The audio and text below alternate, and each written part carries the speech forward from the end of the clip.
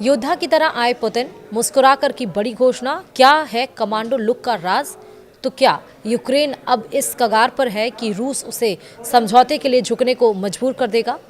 ये सारे सवाल हैं जो इस वीडियो में हम आपको बताएंगे। नमस्कार, आप देख रहे हैं न्यूज़ 18 का डिजिटल प्लेटफॉर्म। मैं हूं आपके साथ श्रुति श्रीवास्तव। रूस ने सोमवार को दावा किया कि उसकी सेना ने पूर्वी यूक्रेन के महत्वपूर्ण शहर पोक्रोवस्क और उत्तर पूर्व के शहर वोवचांस्क पर कब्जा कर लिया है। ये दोनों शहर युद्ध के लिहाज से बेहद अहम माने जाते हैं। क्रेमलिन ने टेलीग्राम पर पोस्ट कर बताया कि प्रोवोक्स अब रूस के नियंत्रण में है, जो डोनेट्स्क क्षेत्र में सड़क और रेलवे का बड़ा केंद्र है। युद्ध से पहले यहाँ लगभग 60,000 लोग रहते थे। पिछले कई महीनों से रूस इस शहर पर लगातार भारी हमला कर रहा था और अब उसका दावा है कि ये उसके नियंत्रण में है। रूस के रक्षा मंत्रालय ने एक वीडियो भी जारी किया है जिसमें सैनिकों को प्रोवोक्स के केंद्र में रूसी झंडा फहराते हुए दिखाया गया है।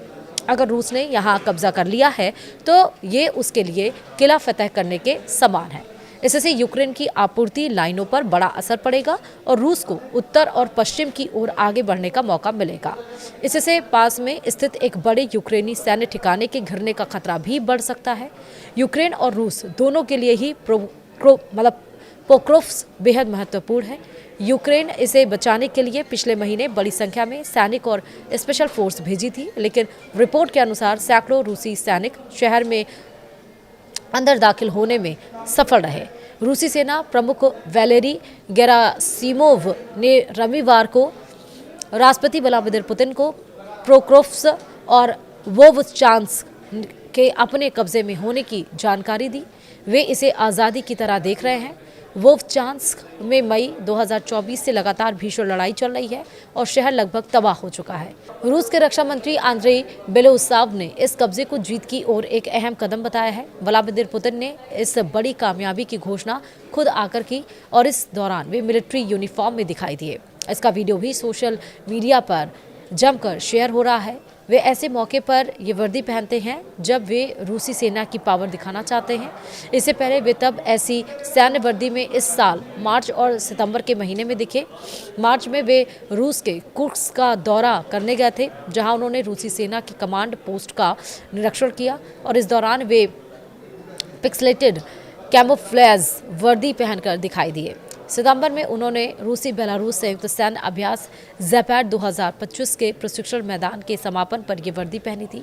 पुतिन रूस के सुप्रीमी कमांडर इन चीफ है, लेकिन लंबे समय तक उन्होंने सार्वजनिक रूप से सैन्य वर्दी पहनी नहीं थी। साल 2025 में उनकी वर्दी में पहली सार्वजनिक उपस्थिति को इसलिए देखा गया है कि यह एक रणनीतिक संकेत माना गया है कि वे खुद युद्ध की कमान ले रहे हैं। उनका वर्दी पहनकर सार्वजनिक दिखना पुतिन की छवि को फौजी नेता के रूप में दिखाता है, जो पश्चिमी देशों और खासकर नाटो के लिए संकेत होता है। पुतिन अक्सर सिविल पोशाक या आधिकारिक सूट में दिखाई देते हैं, लेकिन युद्ध और सैन्य मनोबल बढ़ाने के लिए उन्होंने सैन्य वर्दी पहनकर दुनिया को संदेश दिया है।